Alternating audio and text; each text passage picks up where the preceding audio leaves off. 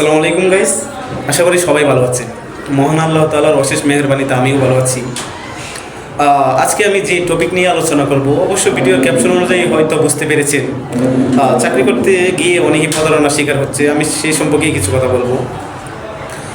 কারণ আমি আমার অভিজ্ঞতা থেকেই আমিও চাকরি করতে গিয়ে প্রতারণার শিকার হয়েছি, সেই থেকেই আমি আপনাদেরকে কিছু কথা বলবো। যদি মনে হয় ভালো তাহলে আপনারা সতর্ক হয়ে যাবেন, আর যদি না মনে হয় ভালো না তাহলে এটা আপনার ব্যাপার।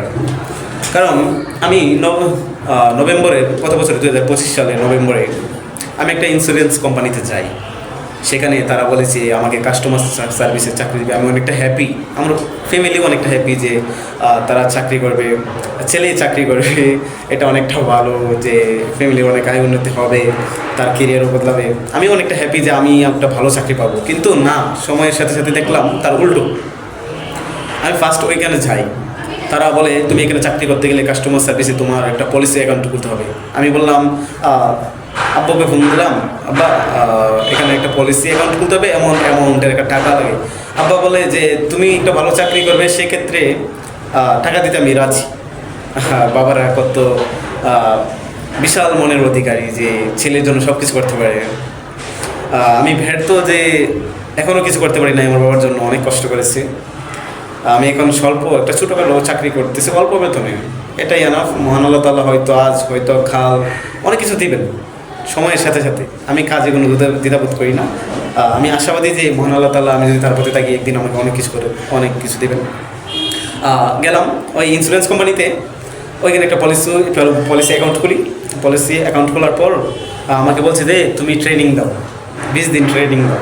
দিলাম।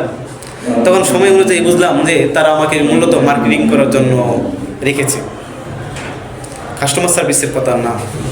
কাস্টমার সার্ভিস বলতে ব্যাংকে গ্রাহক সেবা দেওয়া।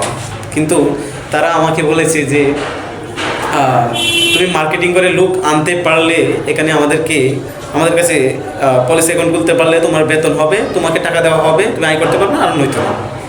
আমি তো অবাক। শুধু আমি না, শত শত যুবক, শত শিক্ষিত ব্যক্তিরা অবাক, সবাই হতাশ, অনেক স্বপ্ন নিয়ে আসছে। কারণ আমি যদি একজনকে মার্কেটিং করে নিই, ওরা যদি আমি বলি কাস্টমার সার্ভিস কথা বলে এখানে আনি, তাকেও কিন্তু বলে দিবে যে তুমি মার্কেটিং করে লুকানো, তুমি 1 লাখ টাকা সেলস দাও, তাহলে তুমি 5,000 টাকা আমাদের কাছ থেকে পাবে। কাস্টমার সার্ভিসের কথা বলে ওরা আমাকে, আপনাকে, হাজার হাজার ভাইদেরকে মানে ঠকাচ্ছে বলতে গেলে। ওরা শিক্ষিত যুবকদের সুন্দর ভবিষ্যৎ দেওয়ার কথা বলে অন্ধকারে ফেলে দেয়, যেখান থেকে উঠতে অনেক কষ্টদায়ক, অনেক কষ্ট হয়। ইন্স্যুরেন্স কোম্পানি যেখানেই যান আপনি, আমি বলবো আপনাকে সতর্ক হয়ে যান, এবং প্রথমে এই কোম্পানি এবং সব কিছু সম্পর্কে জেনে তারপর যান। যে আমার মতো ঝামেলায় পড়েন না। অনেকেই এখনও পড়তেছে, এটা ঢাকার ভিতরে আছে, আমি নাম বলতে চাই না। অনেক ঝামেলা, একটা বর্তমানে চাকরি পাওয়াটা অনেক কষ্টকর। আমি বলবো কি, কোনো বড় ধরনের চাকরি হুট করে পেলে ওটা নিয়ে ভাববেন। কেন আমি, কারণ হুট করে বড় ধরনের চাকরি পাওয়া যায় না, সবসময় ভাববেন। আর যে চাকরি করতে গেলে টাকা পয়সার প্রয়োজন, ওই চাকরি আপনার জন্য কষ্টকর। আল্লাহ হাফেজ, আজকের মতো।